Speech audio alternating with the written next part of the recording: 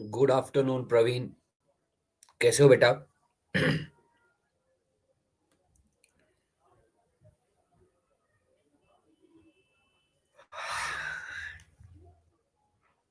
चलो बढ़िया है।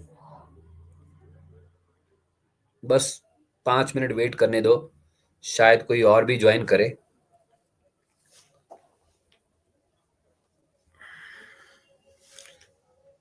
मैं क्यों रहूंगा?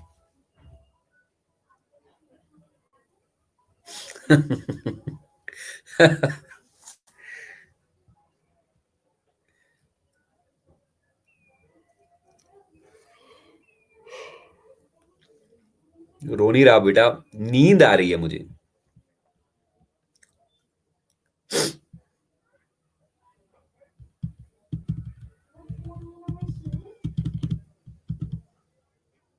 नहीं नहीं, बिल्कुल भी नहीं है। सब कुछ एकदम फिट है।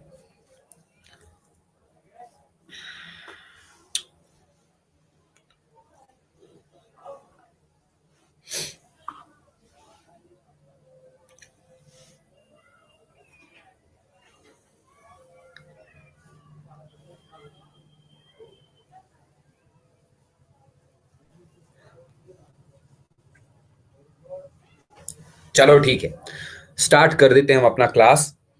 पार्चुरेशन। पार्चुरेशन मतलब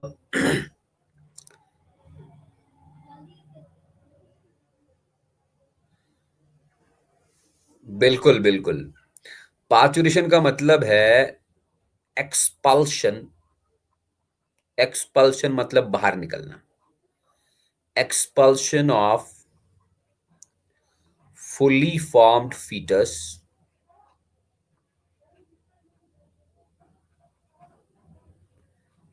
fully formed fetus from the uterus of a female, uterus of a mother,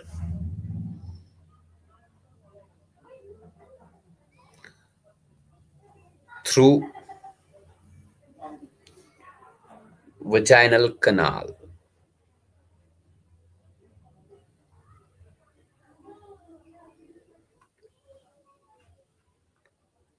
through vaginal canal. ठीक है ना?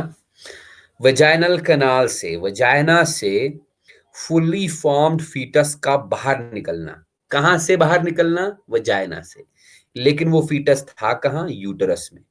तो यूटरस में जो फीटस बना 9 महीने तक, उस फीटस का बाहर निकलना वजाइना से, इस प्रोसेस को बेटा जी हम बोलते हैं पार्चुरेशन, या सिंपल लैंग्वेज में इसको बोलते हैं बर्थ प्रोसेस।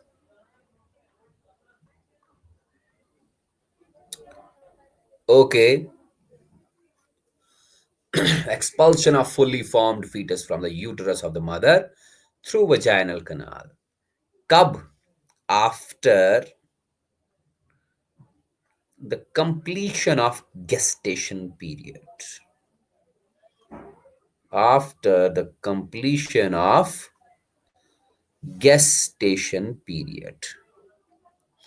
अब ये gestation period क्या है भाई?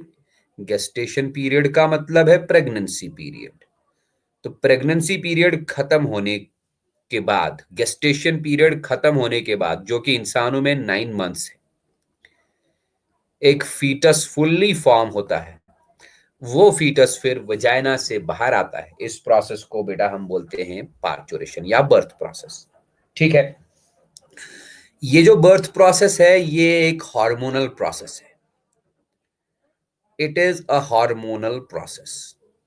हार्मोनल प्रोसेस का मतलब ये है कि इसमें काफी सारे हार्मोन्स मदद करते हैं, हेल्प करते हैं। काफी सारे हार्मोन्स पार्चुरेशन के टाइम पे रिलीज होते हैं। ठीक है ना? अभी देखो, सबसे पहले हम बात करेंगे प्रोजेस्ट्रॉन, प्रोजेस्ट्रॉन हार्मोन की। तुमको याद होगा, प्रोजेस्ट्रॉन हार्मोन निकलता था कॉर्पस ल्यूटियम से और प्लेसेंटा से भी निकलता था। तो प्रोजेस्ट्रॉन हार्मोन सिक्रीशन स्टॉप्स। जब प्रेगनेंसी पीरियड खत्म होता है, जब गेस्टेशन पीरियड कंप्लीट होता है, तो progesterone secretion stops, progesterone secretion stop होता है, राइट। Progesterone secretion stops. इससे क्या होगा? Therefore placenta dissolves, placenta dissolves and fetus is separated. Fetus is separated from the walls of uterus. ध्यान से सुनना, fetus is separated from the walls of uterus. तो पहली बात, पहला पॉइंट जो मैंने कहा, जैसे ही गेस्टेशन पीरियड खत्म हुआ, गेस्टेशन पीरियड कंप्लीट होने के बाद प्रोजेस्टेरॉन का सिक्रीशन बंद। प्रोजेस्टेरॉन कहां से निकलता था? कार्पस ल्यूटियम और प्लेसेंटा से। ये रुक जाएगा। जैसे ही प्रोजेस्टेरॉन सिक्रीशन रुक जाएगा तो प्लेसेंटा थोड़ा सा डिसॉल्व होगा। प्लेसेंटा वही टिश्यू जिस टिश्यू से फीटस अटैच होता है मैटरनल टिश्यूज के साथ, तो ये प्लेसेंटा हल्का सा डिसॉल्व होगा और फीटस इस प्लेसेंटा से सेपरेट होके थोड़ा लूज हो जाएगा। मैं एक हल्की सी डायग्राम यहां पर लाना चाहूंगा।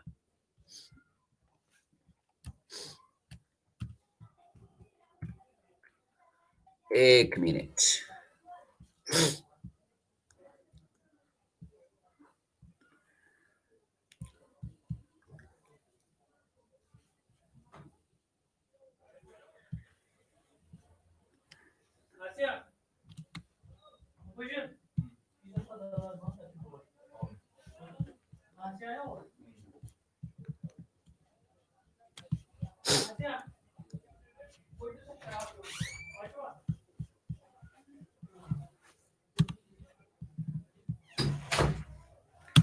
ये देखो भाई,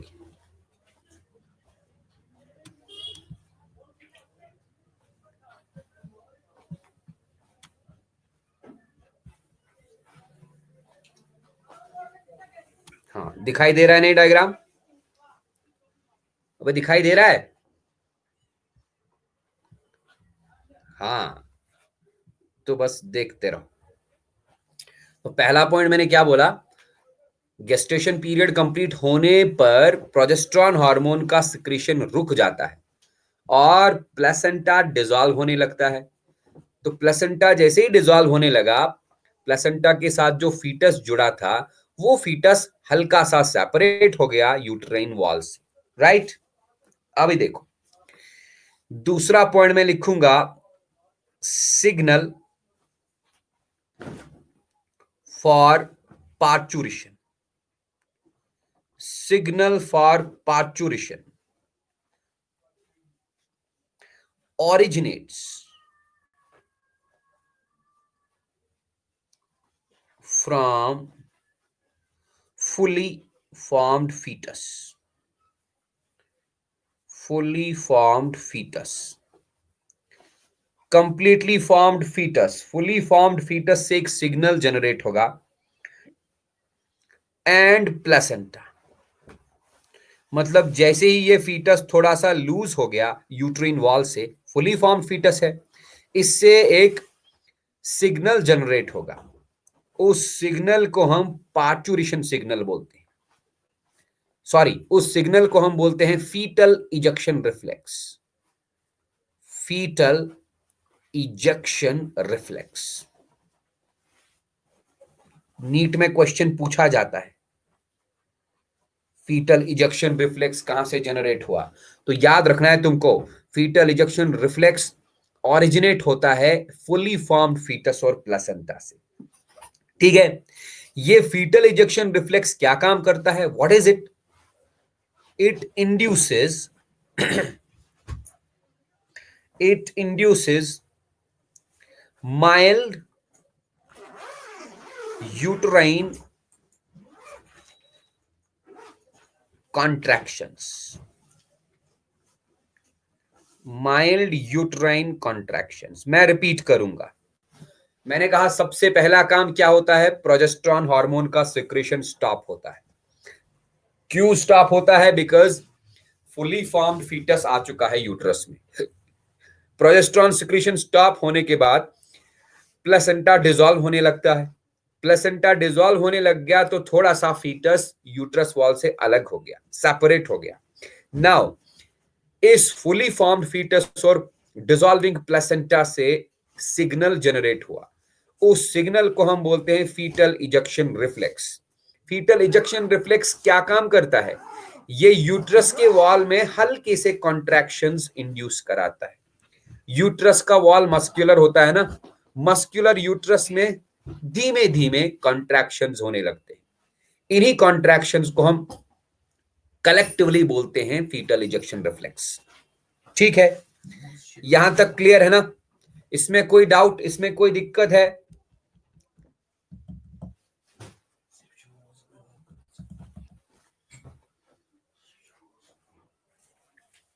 तो स्क्रीनशॉट लेके डन कर दो, मैं अगले पेज पे जाऊंगा।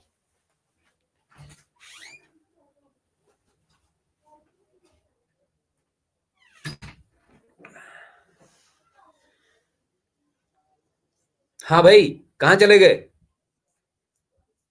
ओके, चलते हैं नेक्स्ट पेज पे। फिर से मैं ये डायग्राम लेके आऊंगा।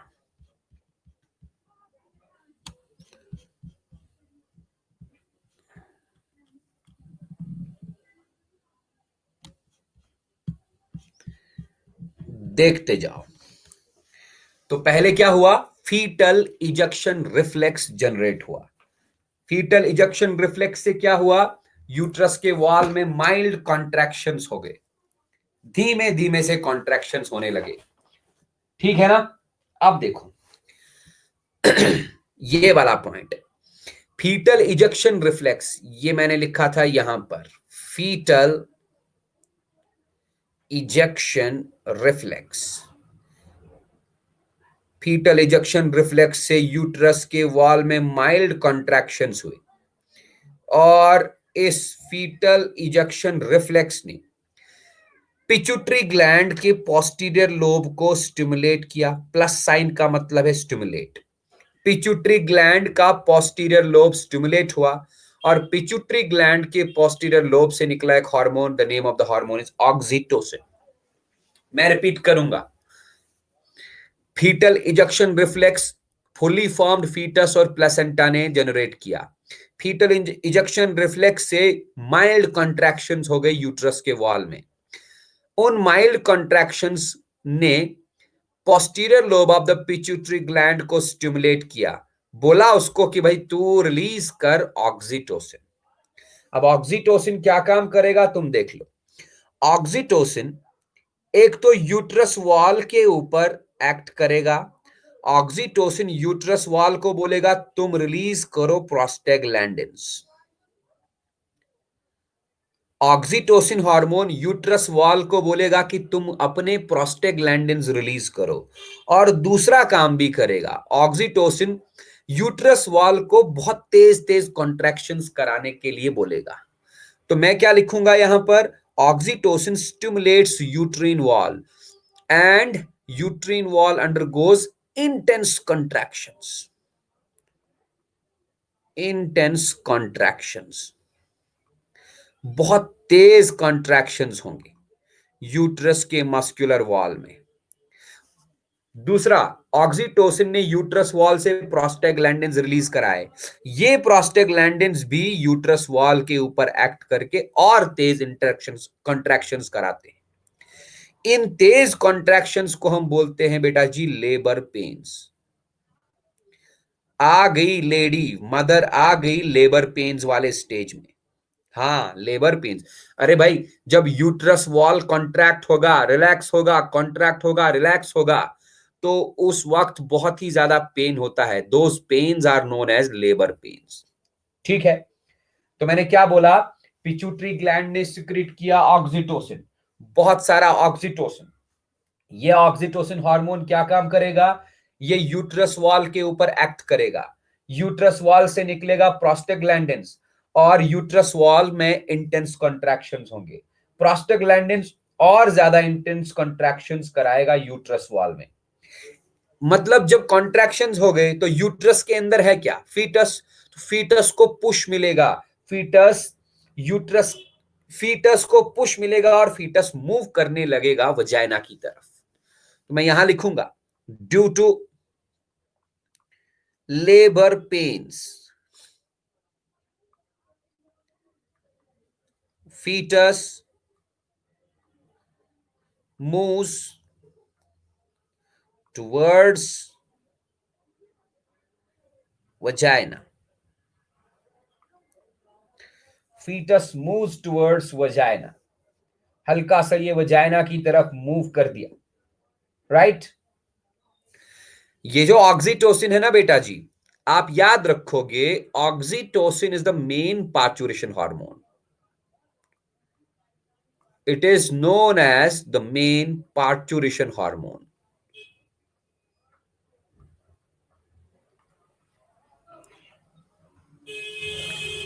Right? Main parturition hormone.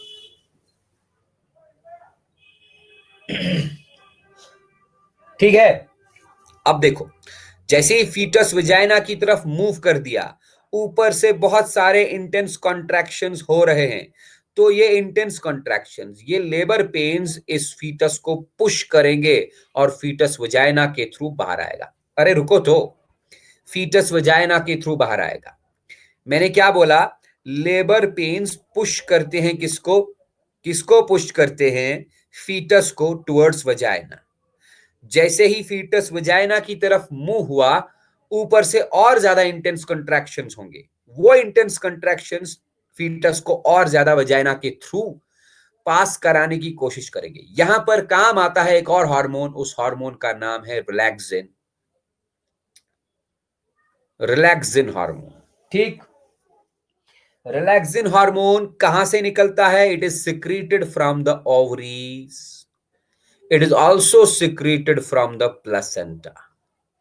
ये हार्मोन क्या काम करेगा, ये हार्मोन फीमेल के प्यूबिक सिम्फाइसिस को थोड़ा सा रिलैक्स कराएगा।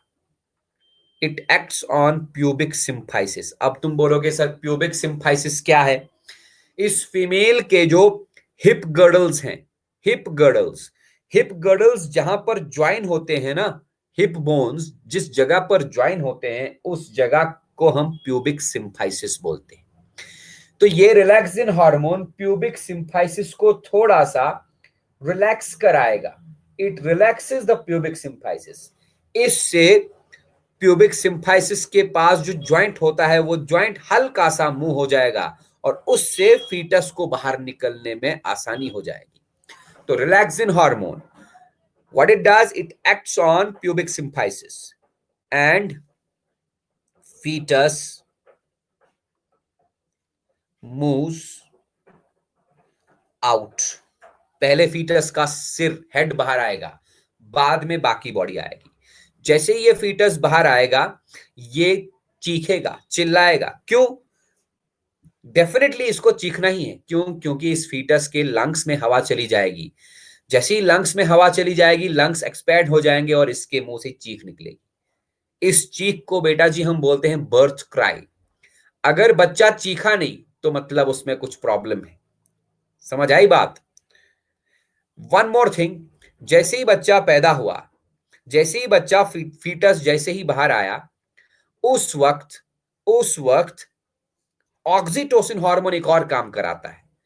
Oxytocin stimulates milk let down from the mammary glands, stimulates milk let down। देखो मदर के पास मेमोरी ग्लैंड्स हैं, मेमोरी ग्लैंड्स में काफी सारा मिल्क जमा है। वो मिल्क मेमोरी ग्लैंड्स में जमा कैसे हुआ, जैसे ही मदर ने बच्चा कंसीव किया, उस वक्त मदर के पिट्यूटरी ग्लैंड से प्रोलैक्टिन हार्मोन निकलता है। Prolactin hormone prolactin hormone mammary glands में मिल्क प्रोडक्शन कराता है, और जब बच्चा पैदा हो गया, फीटस बाहर आ गया, उस वक्त ऑक्सीटोसिन हार्मोन स्टिमुलेट करता है मेमोरी ग्लैंड्स को। मेमोरी ग्लैंड्स को बोलता है अब तुम दूध बाहर छोड़ो, बच्चे को दूध पीना है। दूध बाहर निकलने के प्रोसेस को बोलते हैं मिल्क लेट डाउन। समझ रहे हैं बात? तो ऑक्सीटोसिन मेन हार्मोन है, ये दो काम कराता है।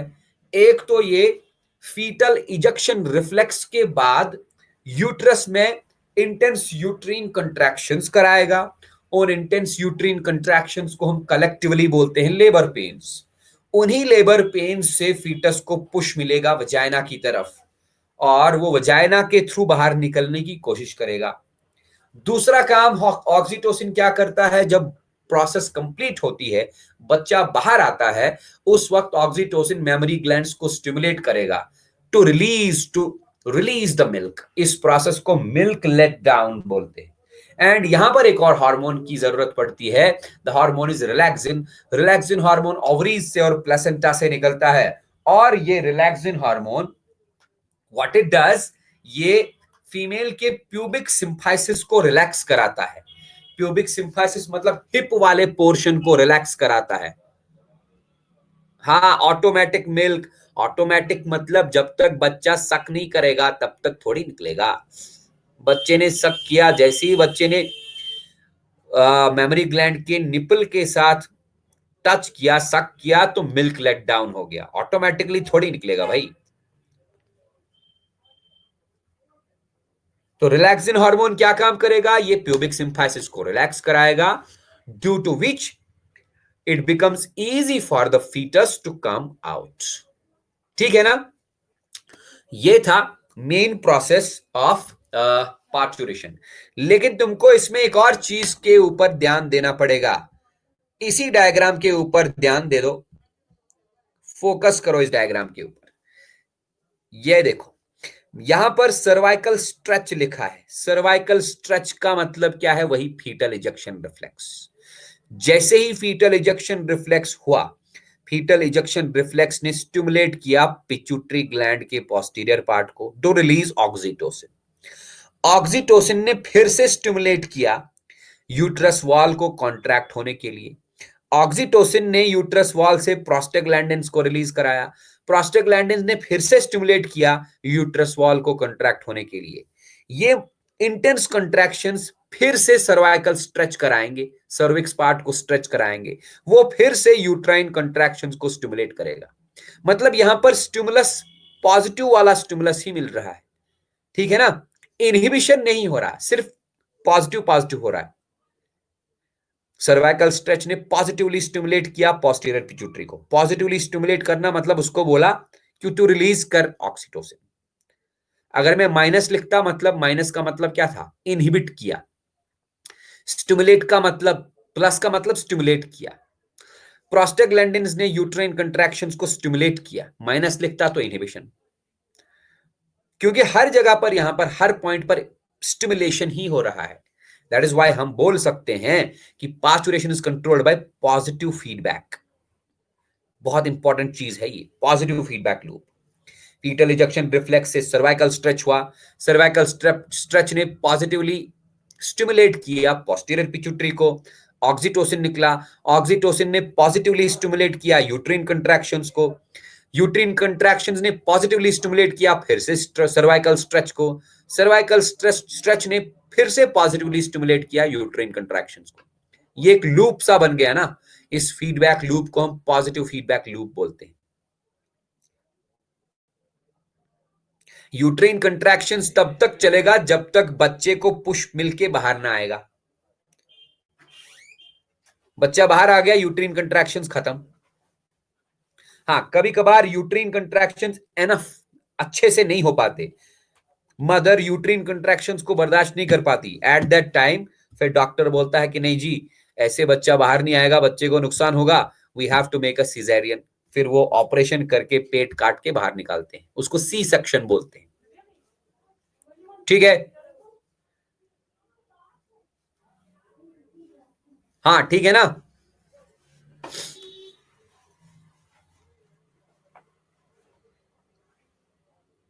हाँ, स्क्रीनशॉट लेके डन कर दो इसको। हो जाएगा पावास के मालूम बनियान बनियान से सारे में एक ही एक मतलब ग्रीन थे ब्लैक थे तो चलो जी,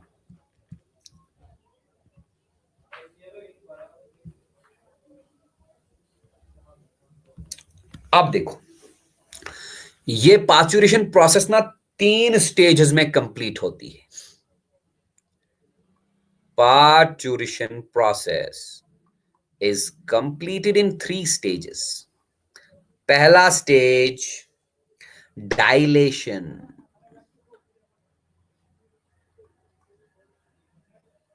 अब ये डायलेशन स्टेज क्या है भाई? डायलेशन स्टेज में रिलैक्सिन हार्मोन काम करेगा। क्या? रिलैक्सिन। रिलैक्सिन हार्मोन जो कहां से निकला? ओवरी से और प्लेसेंटा से जो रिलैक्सिन हार्मोन निकला, what it does, it leads to relaxation of pubic symphysis.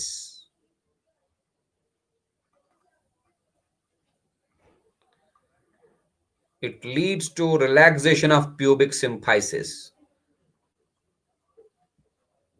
Pubic symphysis relax होने से क्या होगा? Thereby causing dilation of cervix. Dilation मतलब सर्विक्स थोड़ा सा वाइड हो जाएगा। सर्विक्स मैं तुमको बता चुका हूं, lower most part of the uterus is known as cervix, causing dilation of cervix. क्योंकि जब तक सर्विक्स खुलेगा नहीं, जब तक सर्विक्स थोड़ा सा वाइड नहीं होगा, डायलेशन मतलब वाइडनिंग, तब तक बच्चे का हेड बाहर कैसे आएगा? तो dilation is caused by our relaxin hormone.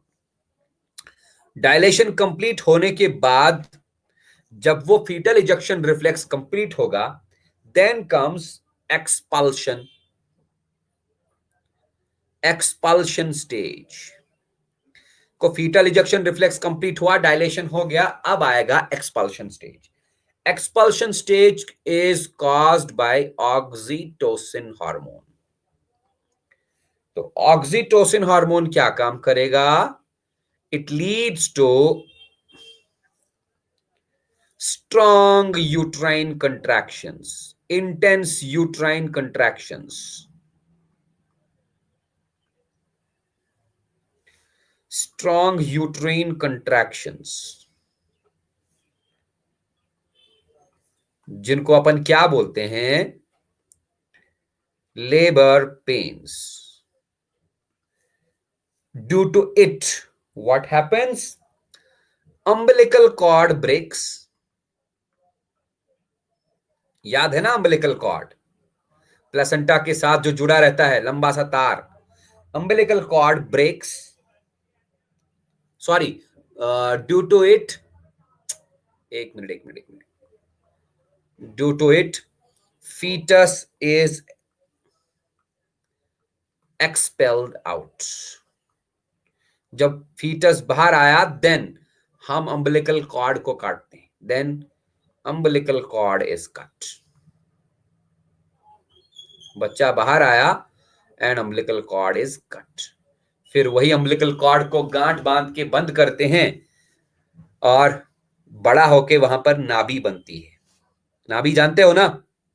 पेट में जो छोटा सा होल होता है उसको नाभि बोलते हैं।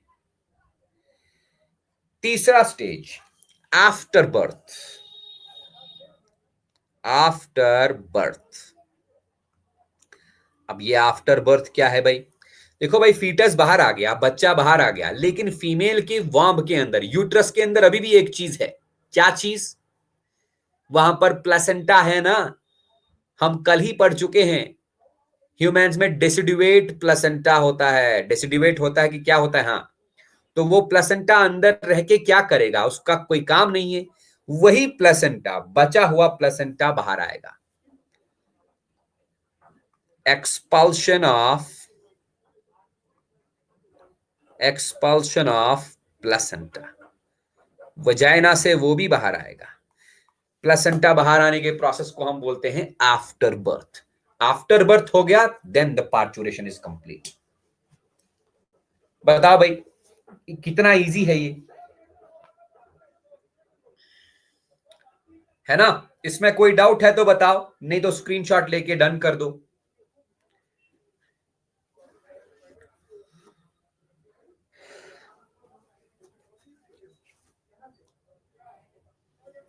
हाँ, स्क्रीनशॉट लेके डन लिख दो।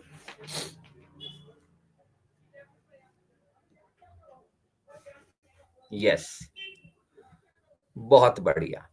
तो ये हमारा ह्यूमन रिप्रोडक्शन वाला चैप्टर खत्म हो गया। ह्यूमन रिप्रोडक्शन वाले चैप्टर के साथ एक और छोटा सा चैप्टर है हमारे पास, रिप्रोडक्टिव हेल्थ। रिप्रोडक्टिव हेल्थ के बारे में हम थोड़ा सा बोलेंगे।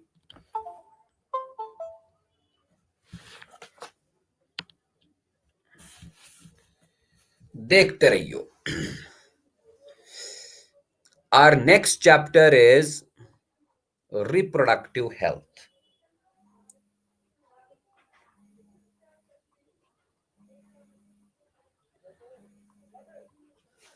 एक मिनट। अस्सलाम वालेकुम। साज भाई ठीक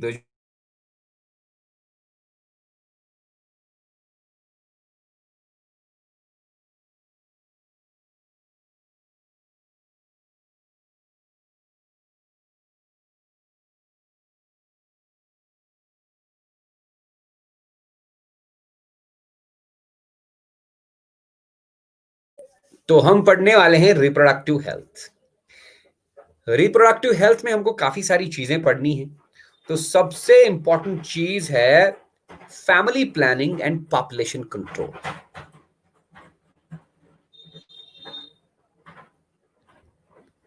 family planning and population control.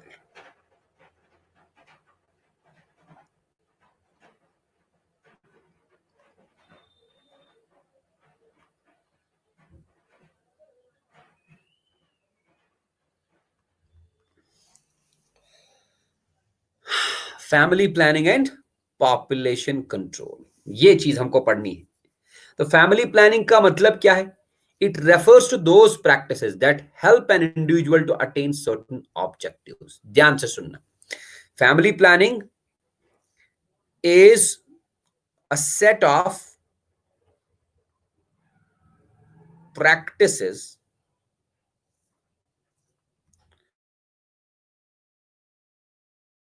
practices that help an individual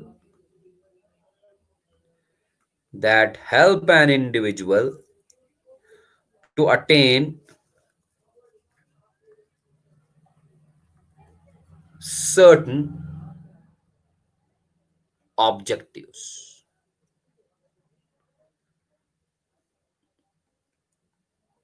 कौन से ऑब्जेक्टिव्स? नंबर 1,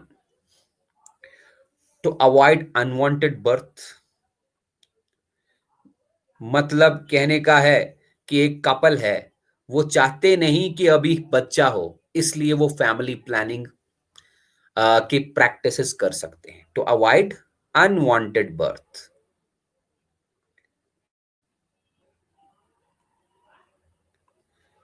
दूसरा ऑब्जेक्टिव फैमिली प्लानिंग का क्या है? To bring about wanted birth. To bring about wanted birth. मान लो एक कपल है, शादी हुई उनकी, वो चाहते हैं कि 2 साल तक बच्चा ना हो, they will adopt family planning practices. और वो चाहते हैं कि 2 साल के बाद तीसरे साल में बच्चा हो, तो वो उसी हिसाब से फैमिली प्लानिंग प्रैक्टिसेस को यूटिलाइज करेंगे to bring about wanted birth.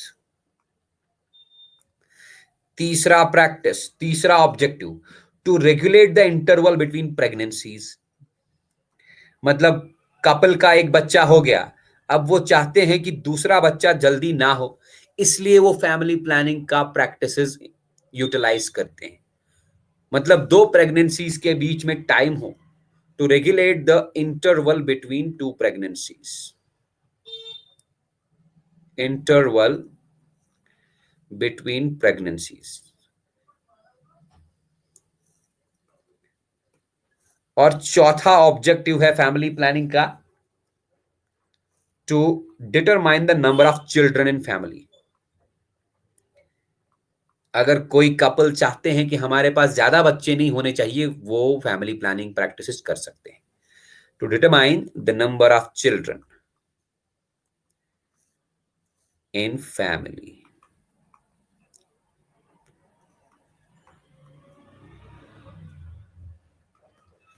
तो फैमिली प्लानिंग क्या है? फैमिली प्लानिंग मैंने कहा, ए सेट ऑफ प्रैक्टिसेस, ऐसे प्रैक्टिसेस जो एक इंडिविजुअल को ये सारे मकसद, ये सारे ऑब्जेक्टिव्स अटेन करने में मदद करते हैं। अगर कोई इंडिविजुअल चाहता है कि बच्चा पैदा ना हो, तो वो फैमिली प्लानिंग प्रैक्टिसेस यूज कर सकता है।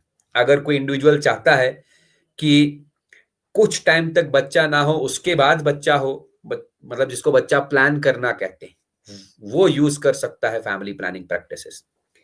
इसी तरह एक बच्चा हुआ, दूसरे बच्चे में गैप हो, तो फैमिली प्लानिंग प्रैक्टिसेस, और नंबर ऑफ चिल्ड्रन ज्यादा ना हो तो family planning practices.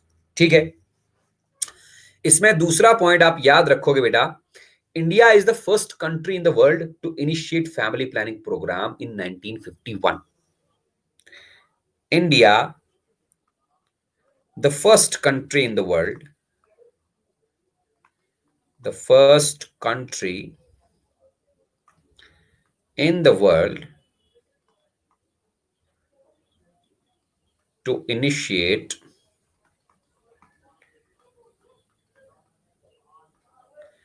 family planning program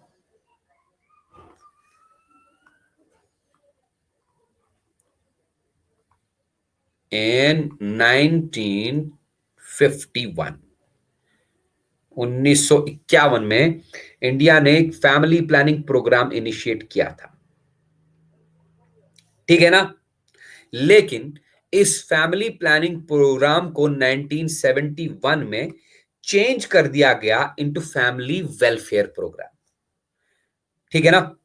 this was changed to family welfare programme,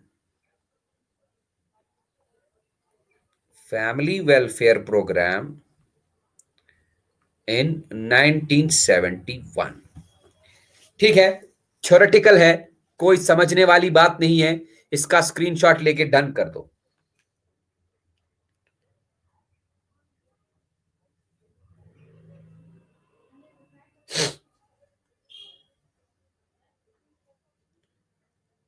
हो गया ना?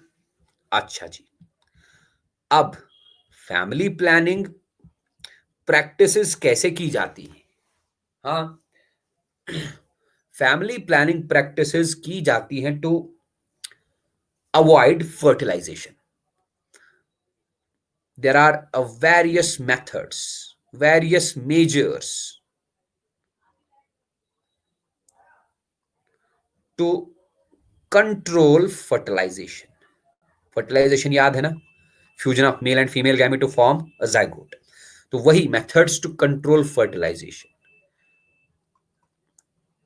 फर्टिलाइजेशन के मेथड्स को कंट्रोल करके फैमिली प्लानिंग प्रैक्टिसेस इवॉल्व होते हैं। फर्टिलाइजेशन मेथड्स को कंट्रोल करके फैमिली प्लानिंग किया जाता है। कौन कौन से मेथड्स है, किन किन मेथड्स से हम फर्टिलाइजेशन को कंट्रोल करते हैं? Number 1 is contraceptive methods. Contraceptive method, contraceptive method क्या है? ये कंट्रासेप्टिव मेथड पता लग जाएगा। A method which prevents unwanted birth or pregnancies are called as contraceptive methods. Simple. Method which prevents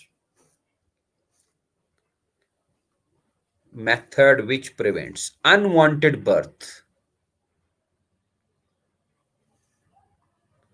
method which prevents unwanted birth or unwanted pregnancy are called contraceptive methods. Contraceptive methods.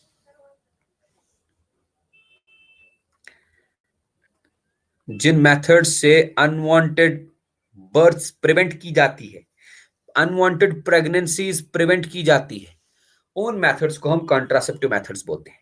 Contraceptive methods दो types के हैं बच्चे, एक temporary methods और they are also known as spacing method.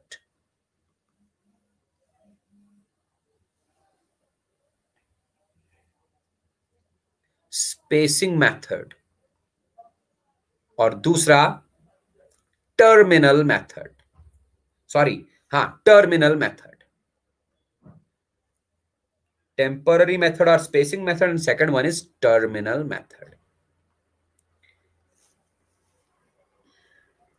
सबसे पहले हम temporary methods के बारे में बात करेंगे। टेम्पररी मेथड्स और स्पेसिंग मेथड्स ऑफ कंट्रासेप्शन।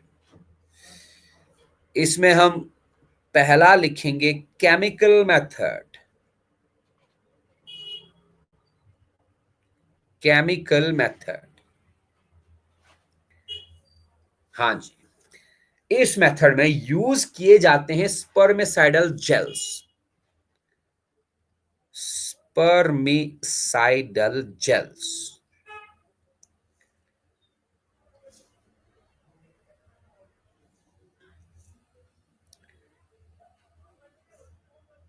मतलब क्या है इसका?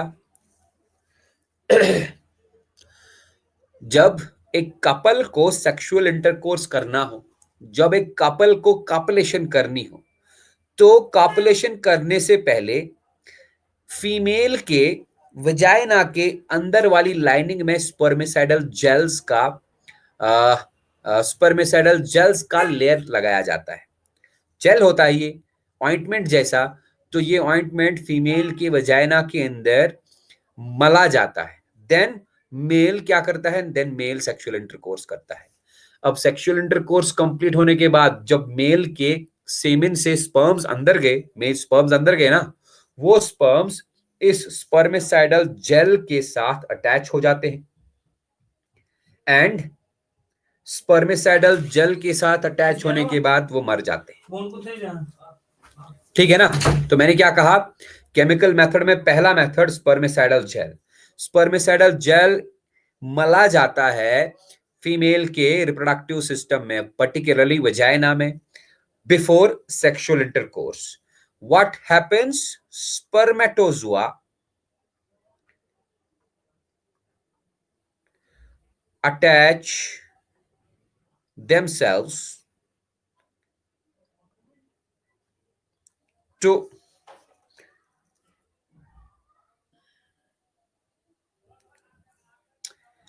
spermicidal gel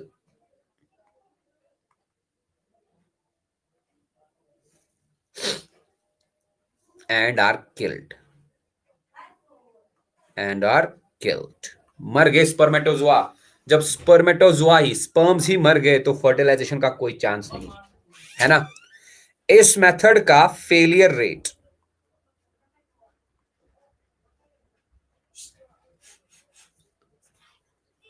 rate is 30% approximately.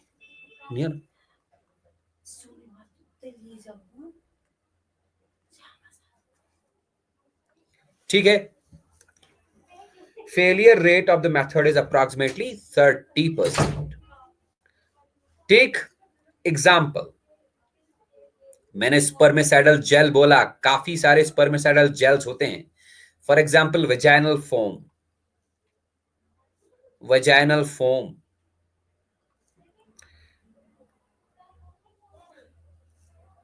Vaginal cream,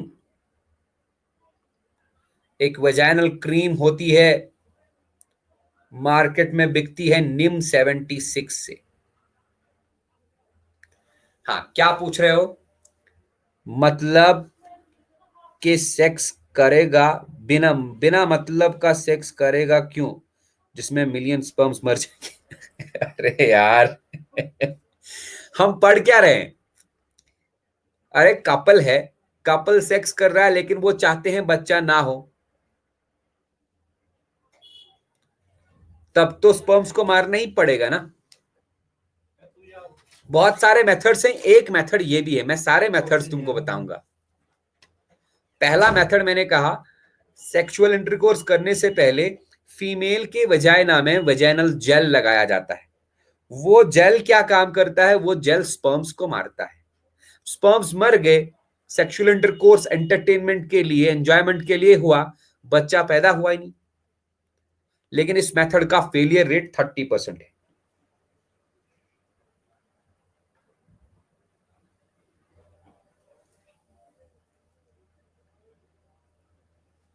ठीक है, हाँ भाई, ये कहां चले गए यार? हाँ, तो कीवर्ड यहां पर क्या है? स्पर्मेसाइडल जेल। स्पर्मेसाइडल जेल, फीमेल के वजाइना में मल दिया अंदर से, उसके बाद सेक्सुअल इंटरकोर्स किया, स्पर्मेटोजोआ स्पर्मेसाइडल जेल के साथ अटैच हो जाते हैं और मर जाते हैं। एक मैंने एग्जांपल बोला, वजाइनल क्रीम है, उसका नाम है निम 67। वजाइनल फोम्स भी आते हैं। सवाल यह है कि इन स्पर्मेसाइडल जेल्स में ऐसा क्या होता है जो ये स्पर्म्स को मार देते हैं? ध्यान रखना, इन स्पर्मेसाइडल जेल्स में केमिकल्स होते हैं, लाइक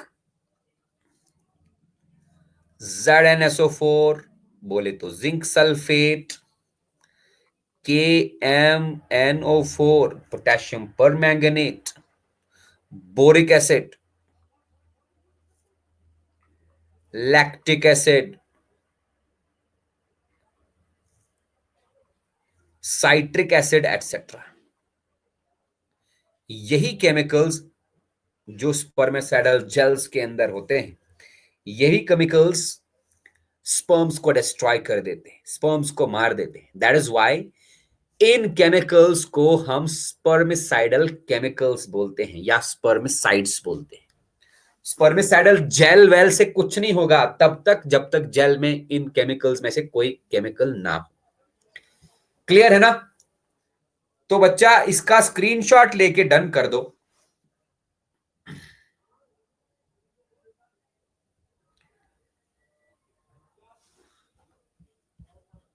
नेक्स्ट पेज पे जाऊंगा मैं।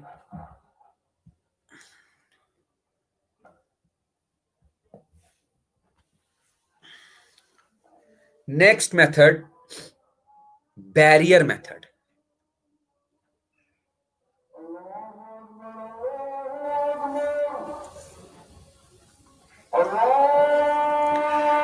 Barrier method,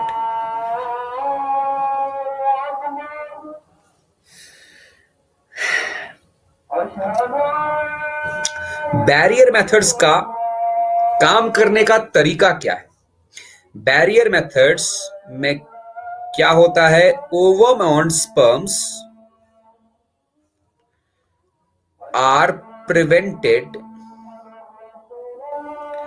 ovum and sperms are prevented from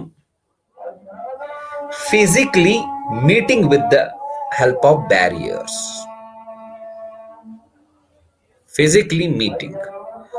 barrier methods काम कैसे करते हैं? ये ओवम और स्पर्म को मीट ही नहीं होने देते, मिलने ही नहीं देते। Ovum and sperms are prevented from physically meeting with the help of barriers, with the help of barriers. Chemical method का काम क्या था? वो स्पर्म्स को मार देते थे, लेकिन बैरियर मेथड्स स्पर्म्स और ओवम को मिलने ही नहीं देते। कैसे? इसमें हम सबसे पहला बात करेंगे कॉन्डम्स की। कौन नहीं जानता इनके बारे में? कॉन्डम्स रबर के, लेटेक्स के बहुत थिन ट्यूब्स होते हैं। यही लेटेक्स के कवर्स मेल अपने इसके ऊपर लगाता है, देन सेक्सुअल इंटरकोर्स करता है। स्पर्म्स निकलते हैं, वो इसी ट्यूब के अंदर रहते हैं और वो स्पर्म्स ओवम के साथ मिल ही नहीं पाते। हाँ, क्या बोल रहे हो? हाँ, वो बात भी है, अगर सेक्सुअल इंटरकोर्स करेगा ही नहीं तो वो भी नेचुरली कंट्रोल होगा। लेकिन प्रॉब्लम है, जिस तरह एक इंसान को खाने के लिए रोटी चाहिए, हवा चाहिए, पानी चाहिए, उस तरह सेक्सुअल इंटरकोर्स भी एक फिजिकल नीड है। बिना फिजिकल नीड के इंसान रह नहीं सकता। It's hardly, very very hard, hardly impossible, hardly possible. तो मैंने क्या कहा, बैरियर मेथड में पहला मेथड कॉन्डम, राइट। बहुत सारे ब्रांड्स के कॉन्डम्स आते हैं मार्केट में। मेल्स क्या काम करते हैं, mails can wear these condoms on their penis, और सेक्सुअल इंटरकोर्स में इसी कॉन्डम के अंदर स्पर्म्स रहेंगे, वो स्पर्म्स ओवम के साथ मिल ही नहीं पाएंगे। Is it okay?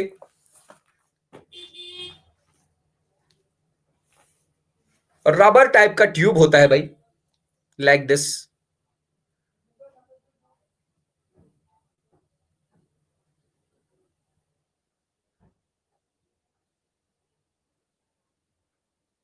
बहुत ही थिन रबर।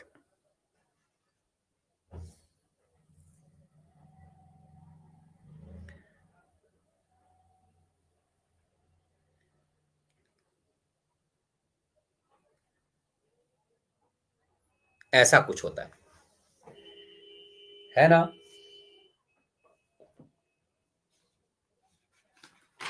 कॉन्डम्स का एक और फायदा है, वन मोर। एक तो ये स्पर्म को ओवम के साथ, हाँ, गुब्बारे के जैसा स्पर्म को ओवम के साथ मिलने नहीं देता। इसका दूसरा फायदा भी है, it also prevents an individual from contracting sexually transmitted diseases.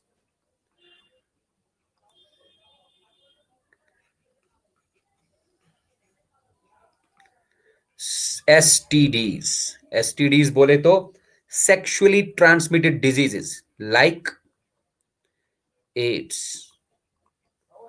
Syphilis, gonorrhoea, etcetera.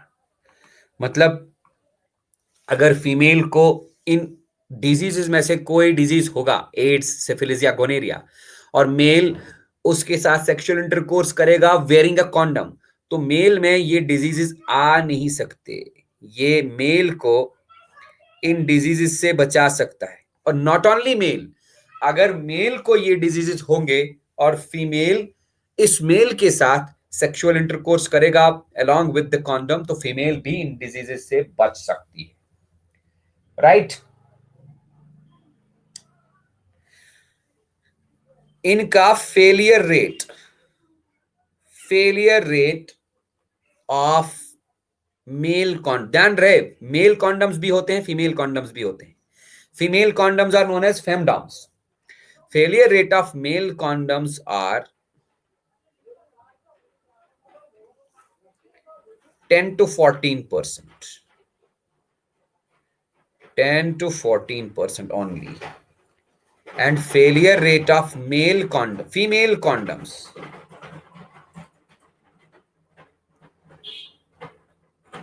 5 to 10%.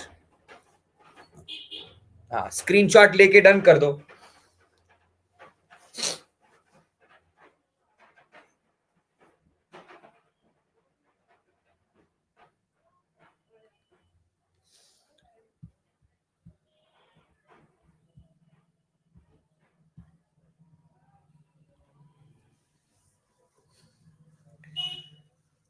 Diaphragms,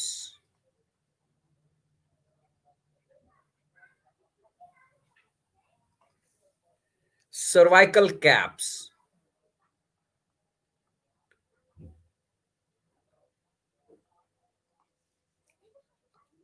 vaults, diaphragms, cervical caps and vaults, ये भी बैरियर मेथड में ही आते हैं।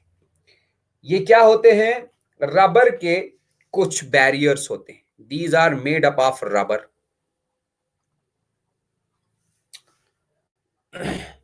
They are inserted into the reproductive tract to cover the cervix during coitus. Inserted into the reproductive tract of the female.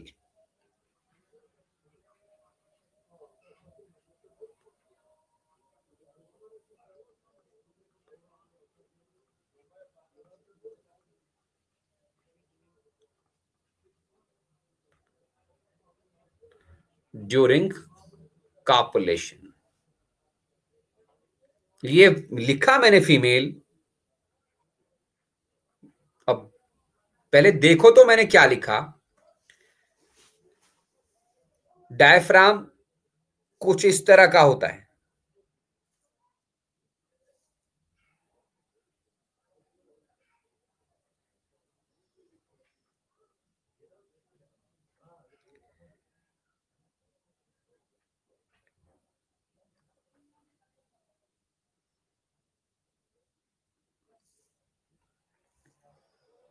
ये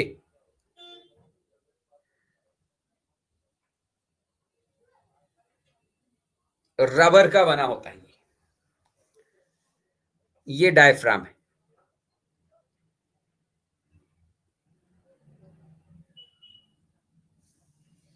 एक होता है cervical cap. Cervical cap बिल्कुल ऐसा ही होता है लेकिन थोड़ा छोटा, लाइक दिस।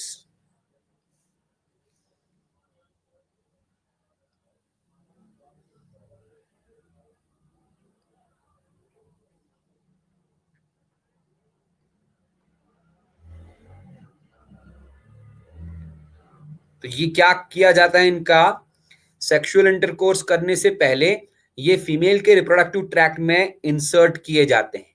ये रिप्रोडक्टिव ट्रैक्ट के सर्विक्स को कवर करते हैं।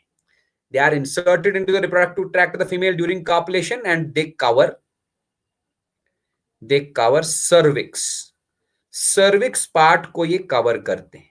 सीधी सी बात है, अगर वजाइना के अंदर स्पर्म्स आ गया, स्पर्म्स को फैलोपियन ट्यूब तक, यूट्रस तक पहुंचने के लिए पहले सर्विक्स को क्रॉस करना पड़ेगा। नहीं, ये इंसान खुद लगा सकता है, इसको डॉक्टर के लगाने की जरूरत नहीं है। तो पहले स्पर्म्स को सर्विक्स क्रॉस करना पड़ेगा। सर्विक्स के सामने ये बैरियर होगा तो सर्विक्स क्रॉस होगा ही नहीं। Therefore fusion of the sperm with the egg is prevented. ठीक है। अच्छा, एक और चीज, इन डायफ्राम, सर्वाइकल कैप्स और वॉल्ट्स में अंदर से हम स्पर्मिसाइडल जेल्स भी लगा सकते हैं। मतलब डायफ्राम या सर्वाइकल कैप या वॉल्ट कैप रिप्रोडक्टिव ट्रैक्ट में इंसर्ट करने से पहले इसके अंदर ऐसे स्पर्मिसाइडल क्रीम मल दिया, यहां से स्पर्मिसाइडल क्रीम मल दिया, फिर अंदर डाल दिया।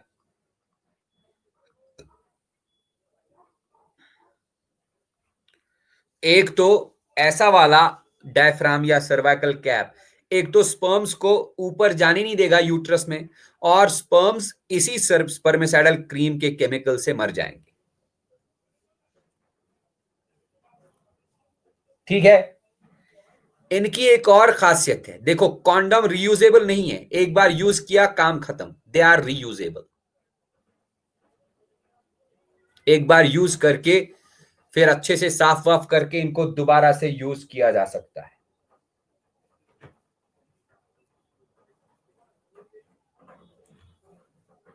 ठीक है ना।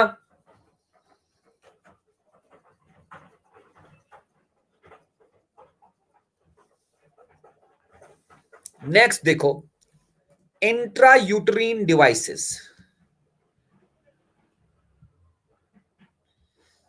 ध्यान रहे, मैंने पहले केमिकल मेथड बोला, फिर बोला बैरियर मेथड। अभी बैरियर मेथड ही चल रहा है। बैरियर मेथड का तीसरा part is intra uterine devices. Intrauterine devices, इनको हम शॉर्ट में आईयूडीज बोलते हैं। IUDs, intrauterine devices. ये डिवाइसेस देखो यहां पर डॉक्टर की जरूरत पड़ती है। These are inserted into the uterus through vagina by the doctor, inserted into the uterus. Intrauterine मतलब यूट्रस के अंदर, inserted into the uterus of the female,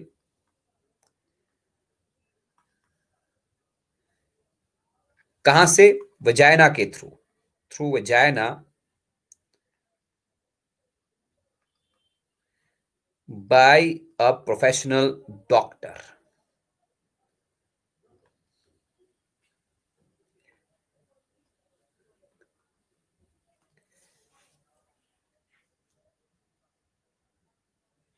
ठीक, स्क्रीनशॉट लेके डन कर दो।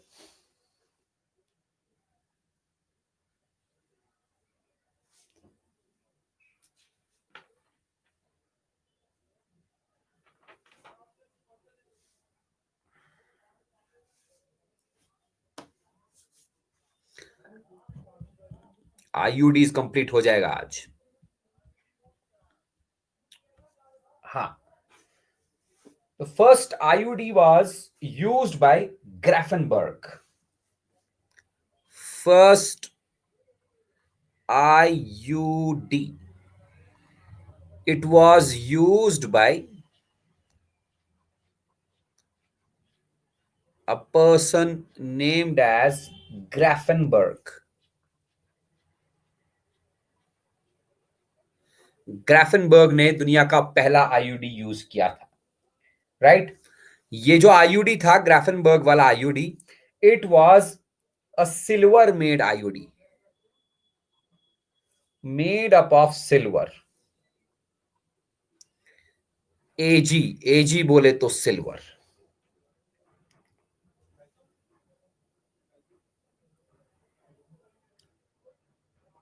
ठीक है, आजकल की डेट में नाउअडेज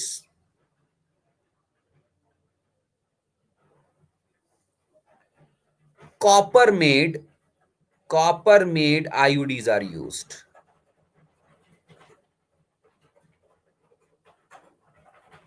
लेकिन पहला आईयूडी जो बना था, यूज हुआ था, that was made up of silver. Nowadays copper made IUDs are used. ये आईयूडीज बेटा नॉन मेडिकेटेड भी होते हैं, they are non medicated. IUDs can be non-medicated or they can be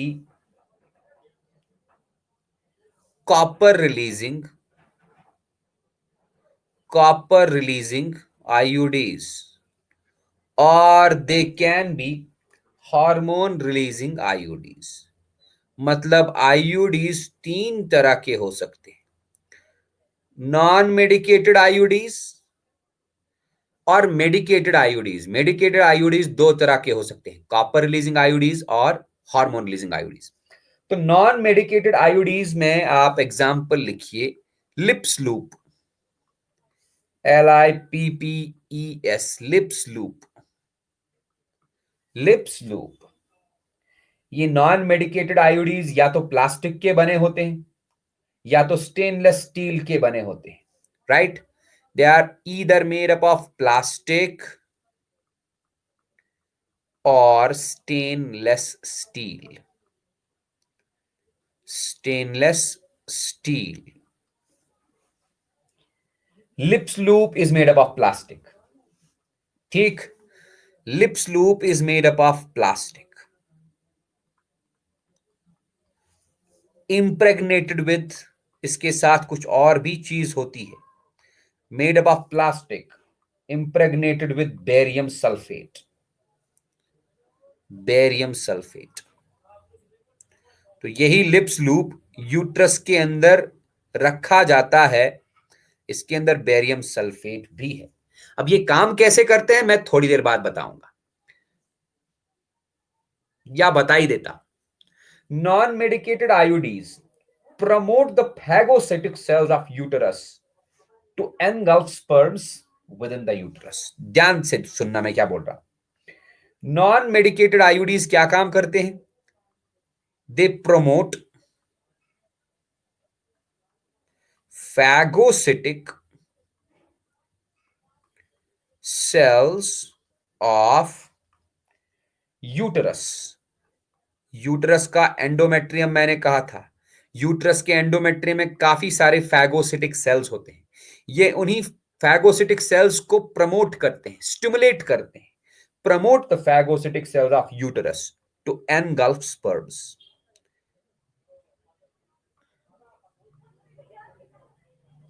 क्या समझे?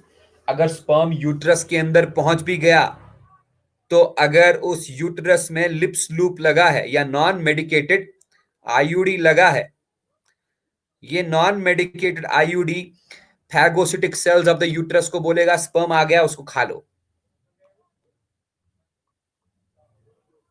जब स्पर्म एनगल्फ हो गया, खत्म हो गया, तो फिर एग के साथ फ्यूज क्या होगा? No chance. ठीक है, ये इसका मैकेनिज्म ऑफ एक्शन है। अब देखो, copper releasing IUDs. Copper releasing IUD में बेटा हम एग्जाम्पल लिखेंगे CuT, copper T, copper T.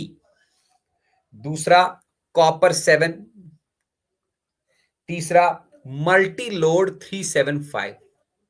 ये तीनों कॉपर रिलीजिंग आयोडीज हैं, नाम है मल्टी लोड 375। ठीक, ये क्या काम करेंगे कॉपर रिलीजिंग आयोडीज? ये आयोडीज कॉपर रिलीज करते हैं। They release copper ions,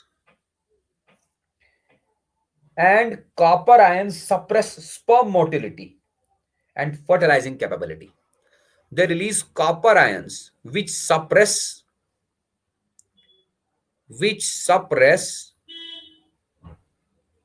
sperm motility. Sperms जो मोटाइल थे, मूव कर रहे थे, उनको मोटाइल नहीं रखते, उनको इमोटाइल कर देते हैं। Suppress sperm motility, MOTILITY, and fertilising capacity of sperms. Sperms की फर्टिलाइजिंग कैपेसिटी को खत्म कर देते हैं और उनकी मोटिलिटी को खत्म कर देते हैं।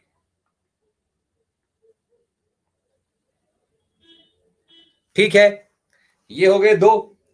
तीसरा हमारे पास है हार्मोन रिलीजिंग आईयूडीज। यहां पर लिखूंगा हार्मोन रिलीजिंग आईयूडीज का एग्जाम्पल प्रोजेस्टासर्ट,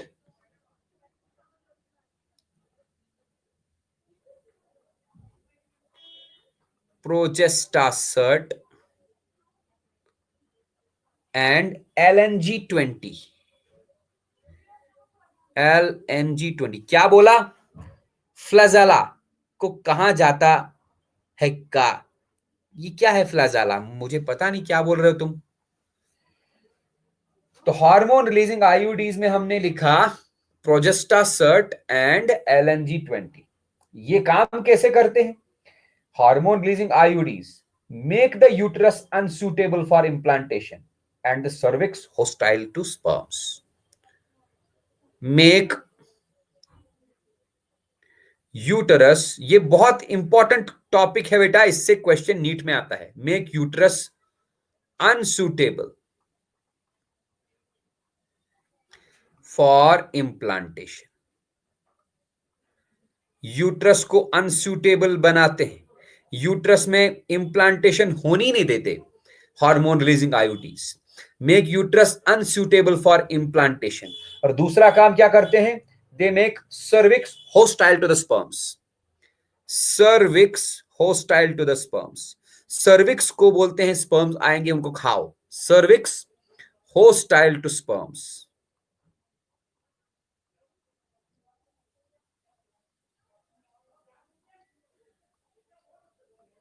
ठीक है, ये तुम क्या पूछे? फ्लैजेला को खा, क्या है ये फ्लैजेला? फिर से बोलो जरा।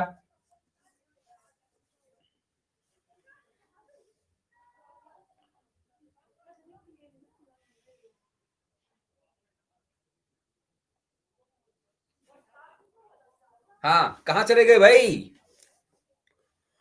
आईयूडीज का failure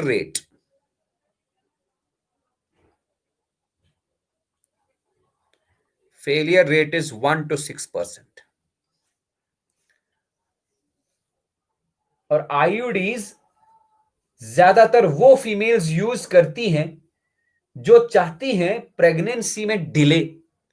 those females who want to delay the pregnancies और स्पेस बिटवीन द चिल्ड्रन। एक बच्चा हो गया, अब तुरंत दूसरा बच्चा ना हो, बहुत देर के बाद दूसरा बच्चा हो, वो फीमेल ज्यादातर आईयूडीज यूज करती हैं और कर सकती हैं। या प्रेगनेंसी डिले हो, शादी के बाद 2 साल 3 साल 4 साल के बाद बच्चा चाहते हो, तो वो लोग, वो फीमेल्स आईयूडीज यूज, ये आईयूडीज उनके लिए स्पेसिफिक है, बिल्कुल सही है। इनका फेलियर रेट भी कम है और एक बार यूट्रस के अंदर डाल दिया, यूट्रस के अंदर रख दिया, फिर ये अपना काम बखूबी करते हैं। ठीक है। हाँ प्रवीण, इसमें कोई दिक्कत है?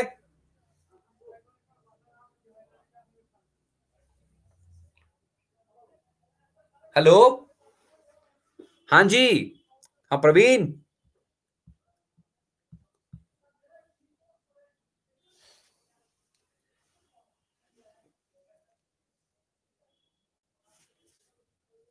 हाँ प्रवीण, इसमें कोई दिक्कत है क्या?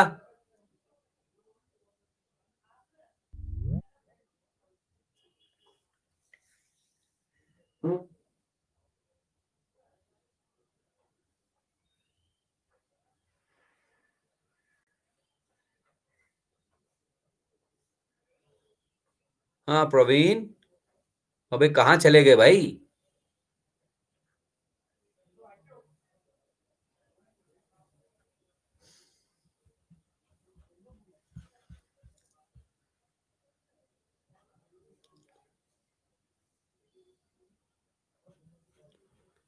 स्पर्म का तेल? मुझे नहीं पता यार, स्पर्म का कौन सा तेल होता है? स्पर्म का तेल? ये स्पर्म से बनता है क्या तेल?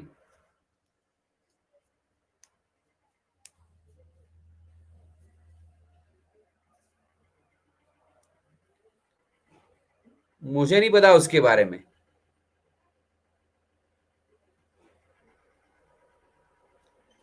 हाँ पहले ये बताओ, ये समझ आ गया ना तुमको?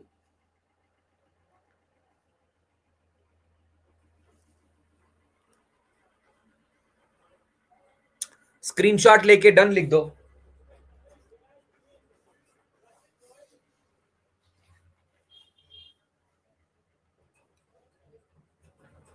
तो देखो, एक तो टेम्पररी मेथड हम पढ़ रहे हैं, टेम्पररी मेथड में हमारा केमिकल मेथड कंप्लीट हो गया, बैरियर मेथड भी कंप्लीट हो गया। इसके बाद आएगा हार्मोनल मेथड। हार्मोनल मेथड हम अगली क्लास में पढ़ेंगे। आज के लिए इतना काफी है, ठीक है ना? बहुत हो गया।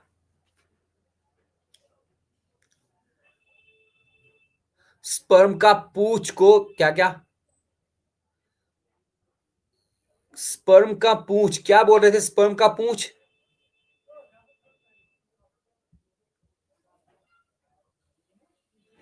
स्पर्म का पूंछ को,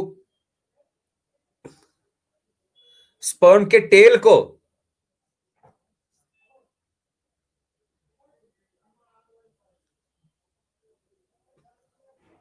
कौन निगल जाता है? अरे फैगोसिटिक सेल्स जो होते हैं ना, वो स्पर्म के पूरे स्पर्म को ही निगल जाता है। हाँ, जो यूट्रस के अंदर, एंडोमेट्रियम के अंदर फैगोसिटिक सेल्स हैं, वो स्पर्म को फैगोसाइटोस करते हैं। फैगोसाइटोस मतलब पूरा स्पर्म को एनगल्फ करते हैं और डाइजेस्ट करते हैं, मार देते हैं। ठीक है। फैगोसाइटोसिस तुम नहीं पढ़े हो क्या 11th में?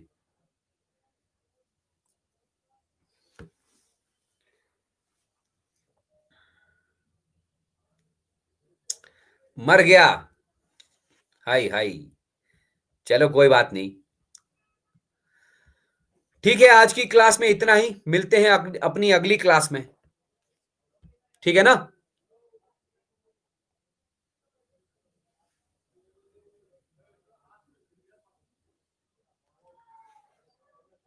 ओके बेटा, आप क्लास छोड़ सकते हो। बाय।